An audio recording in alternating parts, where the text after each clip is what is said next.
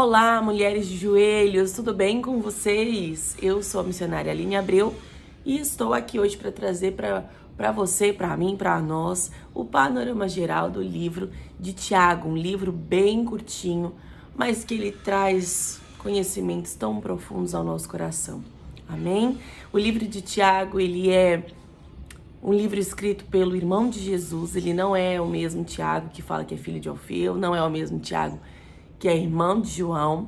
Ele é irmão de Jesus, apesar dele não se apresentar, né, no início da carta dessa maneira. Ele se apresenta como Tiago, o servo de Cristo. Eu acho isso lindo, porque mesmo ele tendo intimidade de irmão, ele entendeu que a posição dele era uma posição de servo, né? E é muito lindo nós vermos isso.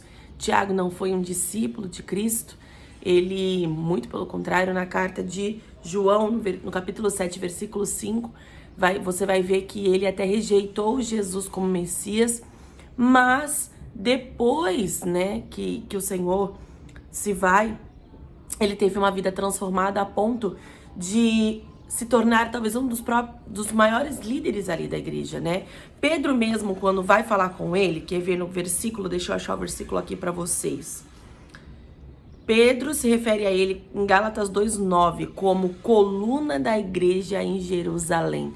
Ele teve realmente aí a sua conversão, ele realmente entendeu Jesus como Messias, e a partir disso, deste entendimento, de toda esta vivência com Cristo em vida, que ele então traz para nós aí esse livro maravilhoso que vai falar ao meu e ao seu coração.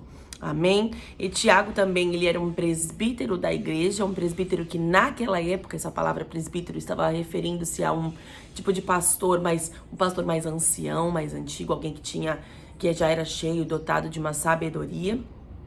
E ele também presidiu o concílio que decidiu sobre a questão de necessidade ou não, sobre a circuncisão de gentios que foram convertidos, e nós vemos isso em Atos 15. Amém? Esta epístola é maravilhosa, é uma epístola muito parecida ali com uma epístola de Hebreu, onde também ela é endereçada aos cristãos judeus, né? Ela foi escrita em torno do ano 47 depois de Cristo, ou seja, bem recente aí a partida de Cristo. E a palavra-chave dela é obras, e a expressão-chave é uma fé operante. Tema: as boas obras, que são fruto da verdadeira fé. Eu acho muito interessante esse tema dessa carta, porque nós, por muitos anos na religião, nós somos ensinados que nós devemos fazer boas obras para ser salvo. Mas, na verdade, se você for estudar o livro de Tiago, você vai entender que é o contrário. É justamente porque eu já sou salvo que eu tenho que ter boas obras. Porque as boas obras, elas revelam a minha salvação. Eu não faço boas obras para que eu seja salvo, porque a palavra nos diz que nós não somos salvos pelas obras, para que nós não venhamos a nos gloriar em nós mesmos. Mas é pelo motivo da minha salvação, que vem de Cristo Jesus para mim, é que eu expresso essa salvação através de boas obras. E este texto, este livro, esta epístola de Tiago, ela é justamente isso que ela vai nos ensinar. Capítulo 1, versículo 22 é um dos nossos versículos chaves, que diz assim: tornai-vos, pois, praticantes da palavra e não somente ouvintes, enganando-vos a vós mesmos. E o outro versículo-chave está no capítulo 2, versículo 26, que diz assim: porque assim como o corpo sem espírito é morto, assim também a fé sem obras é morta. O que ele está querendo dizer para mim e para você é que não adianta nós declararmos que temos fé, mas não temos obras. E obras não fala só de assistência social, mas fala de uma infinidade de obras que você vai ler através das lentes de Tiago quando ele escreve nesta epístola. Amém? E temos muito mais ainda para aprender com Tiago. Tiago, ele se... Desculpa, retificando aqui que eu estava lendo aqui agora, não foi Pedro que chamou ele de coluna, foi Paulo, tá? Paulo referiu a ele como coluna da igreja em Gálatas. Eu falei Pedro, mas é Paulo. Por sua vida de oração e piedade, ele era conhecido como Tiago, o justo. Ele tinha uma vida piedosa. Essa palavra piedade não é aquela pessoa que tem a carinha de bom moço, de que não. A palavra piedade nos mostra que você vive a fé que você declara. Ele tinha uma vida cristã, ele tinha uma vida baseada no Evangelho, ele tinha uma vida baseada no Cristo que ele conheceu pessoalmente. Este homem, ele era o justo, ele era íntegro, ele era realmente diferenciado. Amém? Essa epístola, como eu falei, ela foi endereçada aos cristãos judeus, mas era endereçada a cristãos judeus que estavam espalhados, né? Então, nós podemos trazer muitos ensinamentos dela para nós, ainda que não sejamos judeus de nascimento, somos cristãos. E nós devemos praticar, né? Ele está falando aqui para este público, porque muito provavelmente a carta aos Hebreus ela foi endereçada a cristãos que estavam localizados na Palestina. E nesse caso aqui de Tiago, não, ela está feita por diversos lugares das nações judeus que estavam em diversos lugares, né? Porque na igreja primitiva ali havia tido muita perseguição, então eles acabaram se dispersando, e aí Tiago endereça então para eles todos. Né? Nesta carta há mais de 50 referências sobre o Antigo Testamento e mais de 30, em torno de 30 ensinamentos de Jesus, em especial ao Sermão do Monte. Então tem muita referência que vai trazer um ensinamento para eles, porque nesta carta, vocês vão notar que Tiago, ele faz algumas comparações, ele faz, não comparação, ele faz alguns contrastes, né?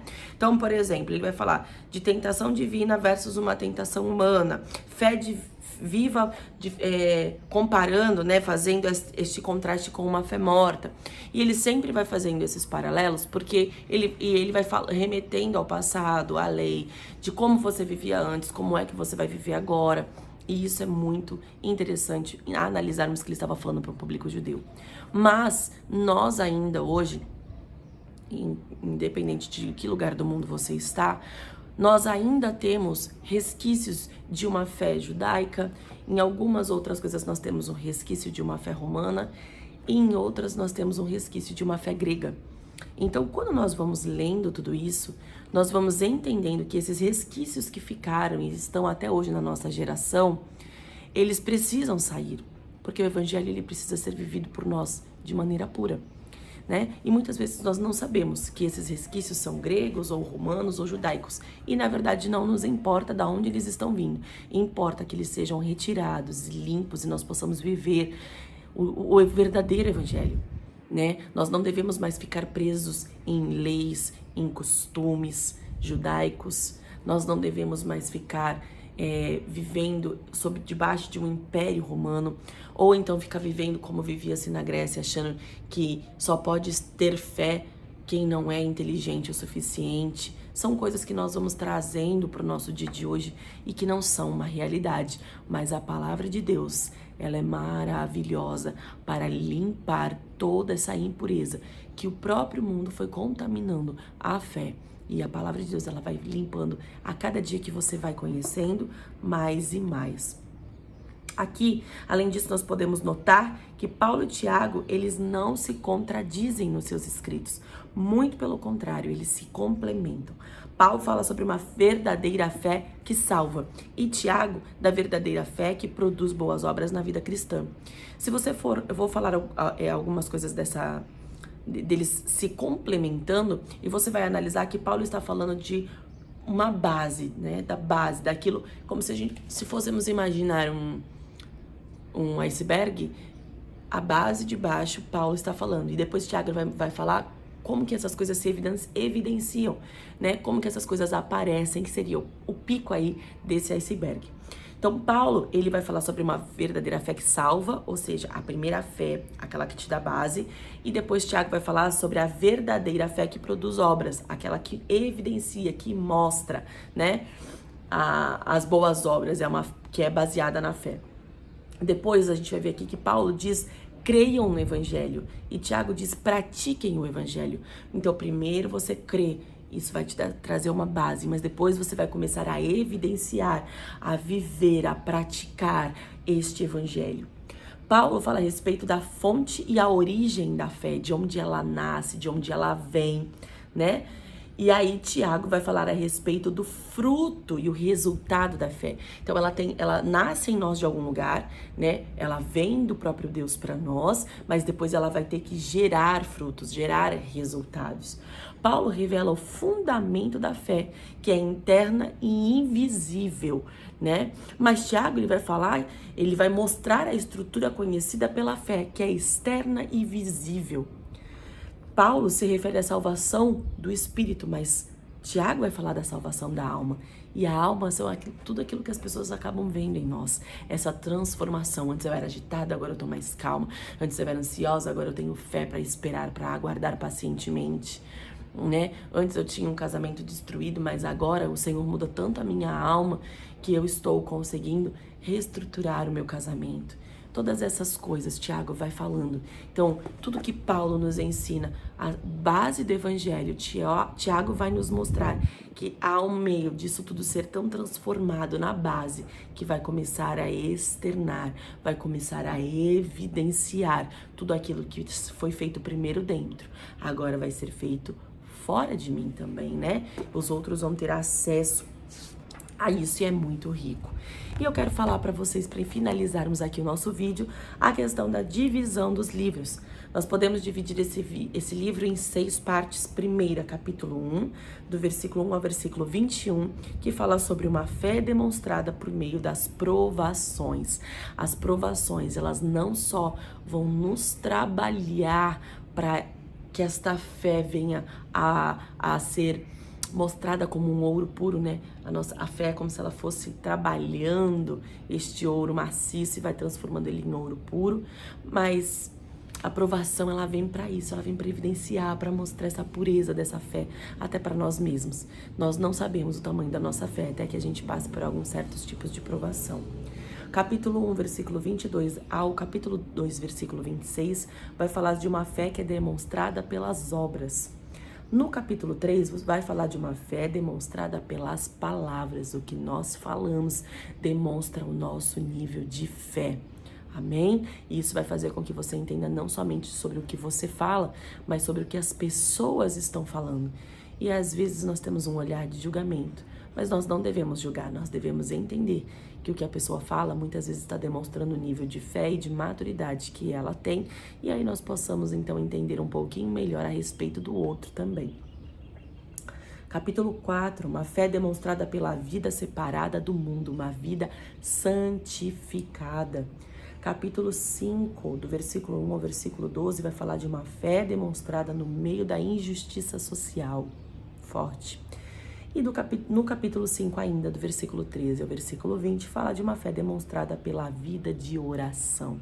A nossa vida de oração demonstra, sim, a quantidade de fé que nós temos. Às vezes, não só por ter orações longas ou orações que as pessoas vão achar linda, não, mas por uma oração, por uma vida mesmo de oração. Por ser a primeira e a última coisa que você faz no seu dia, por ser uma oração de coração puro, de coração entregue, a motivação por trás da sua oração e tudo isso mais. Vocês vão aprender aí nos vídeos ao decorrer dos dias com as meninas maravilhosas, as princesas do Senhor que estão trazendo essa palavra ao seu coração, amém? Aproveite e compartilhe esse vídeo, convide muitas mulheres para aprender também, juntamente com você, em nome de Jesus. Deus abençoe a sua vida e até o nosso próximo vídeo.